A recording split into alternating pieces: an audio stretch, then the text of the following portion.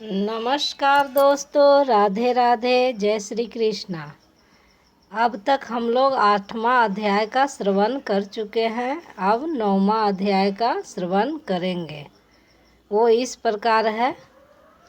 राजा पृथु ने पूछा, हे ब्राह्मण, आपने कार्तिक व्रत के विधान वर्णन में तुलसी के मूल में विष्णु भगवान की पूजन की विधि बताई है। अतः मैं तुलसी की महत्ता के विषय में पूछने की इच्छा करता हूँ। तुलसी देवाधिदेव विष्णु भगवान को कैसे इतनी प्यारी हुई? हे नारद, यह कैसे और कहाँ उत्पन्न हुई? आप सर्वज्ञ हैं, कृपा कर यह कथा संक्षेप में कहिए।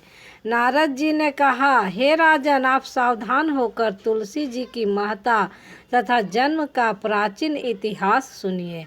मैं कहता हूँ, प्राचीन काल में सब देवगणों द्वारा रंभादिक अप्सराओं से सेवित इंद्र जी शंकर भगवान के दर्शन निमित्त कैलाश पर्वत पर गए। वहां कैलाश पर पहुंचते ही सम्मुख भयानक दांत और मुख वाले भीमकर्मा पुरुष को देखा। इंद्र ने उससे पूछा, आप कौन है? जगदीश्वर शंकर जी कहाँ गए? इस प्रकार इंद्र के द्वारा बारंबार पूछने पर भी हे राजन, उसने कुछ भी उत्तर नहीं दिया। तब ब्रजधारी इंद्र क्रुद्ध हो उसे फटकारते हुए बोले कि मेरे बारंबार पूछने पर भी तुम कुछ उत्तर नहीं देते हो। अतः हे दुष्ट, मैं तुमको ब्रज से अभी मारता हूँ।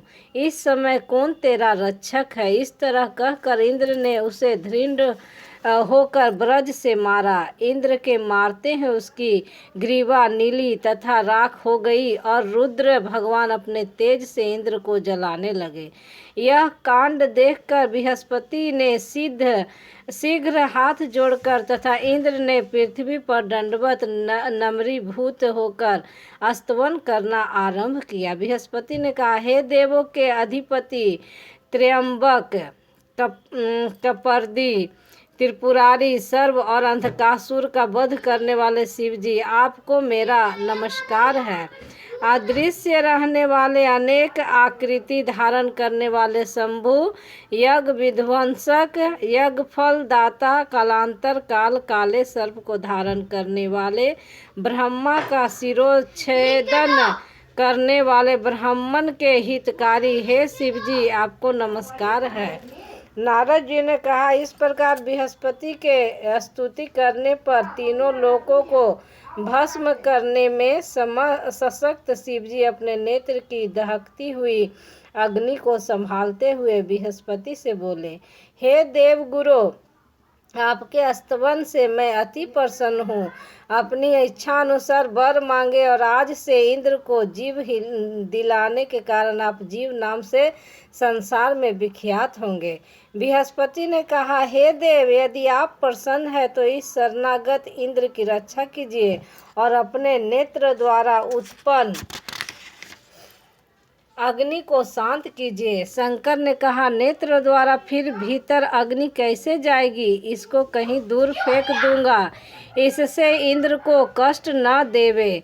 नारद जी ने कहा, कहकर शंकर जी ने उस नेत्राग्नि को हाथ में लेकर खारे समुद्र में फेंक दिया और वह आग गंगा सागर के संगम पर गिरी। उक्त स्थान पर गिरते ही वह अग्नि बालक रूप से परिणत हो गई तथा वह बालक रोने लगा। उस बालक के रोदने से संपूर्ण पृथ्वी बारंबार कांपने लगी। देवलोक आदि सत्यलोक तब सब लोगों के निवासी बधिर हो गए। इस शब्द को सुनकर चकित होकर ब्रह्मा भी वहां गए कि यह क्या है। जहां जाकर ब्रह्मा ने समुद्र के तट पर एक बालक देखा। तब ब्रह्मा जी ने यह वाक्य कहा, यह अद्भुत बालक किसका है? ब्रह्मा को आया हुआ देखकर तथा उसकी वाणी सुनकर समुद्र ने हाथ जोड़कर नतमस्तक हो प्रणाम कर उस बच्चे को ब्रह्मादि के अंग में रख दिया और कहने लगा कि हे ब्राह्मण, यह लड़का गंगा सागर के संगम में उत्पन्न हुआ मेरा बालक है। हे जग के जन्मदाता, इस लड़के का जातक कर्मादिक संस्कार आप ही कीजिए।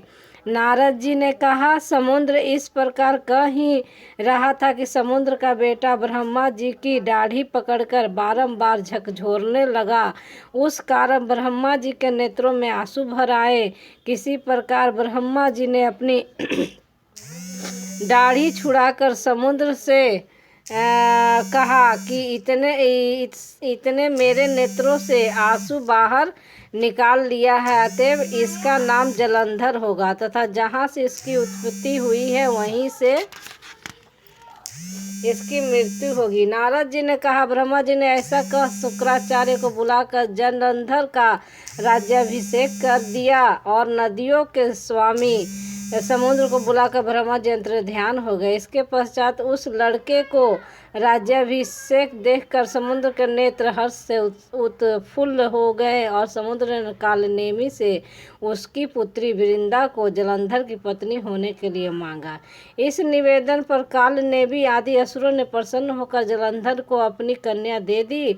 वह भी अत्यंत प्रेमवती तथा आज्ञाकारिणी भार्या पाकर शुक्र की सहायता से निर्विघ्न शासन करने लगा। 9वां अध्याय का यहीं विराम होता है। नमस्कार, राधे राधे, जय श्री कृष्ण।